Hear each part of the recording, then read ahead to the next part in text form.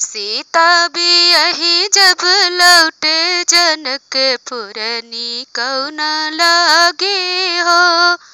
सीता बियही जब लौटे जनकपुर कौना लागे हो।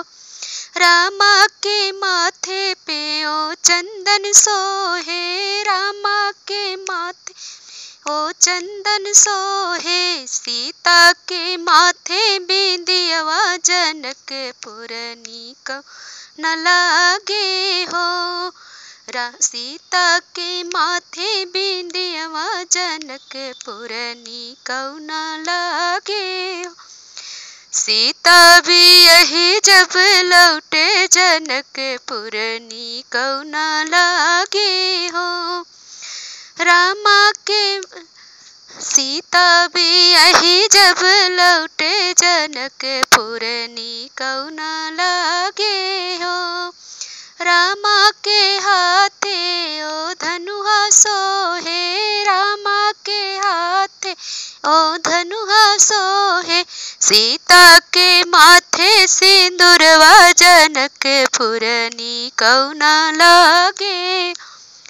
सीता के माथे सिंदूरवा जनकपुर कौना लागे हो। सीता बियही जब लौटे जनकपुर कौना लागे हो। हो रामा के तनी पे ओ जोड़ा सोहे, रामा के तनी पे जोड़ा जामा सोहे। सीता के तन पे चुनरिया जनकपुर कौना लागे हो। सीता के सिर पे चुनरिया जनकपुर कौना लागे हो। सीता बियही जब लौटे जनकपुर कौना लागे हो।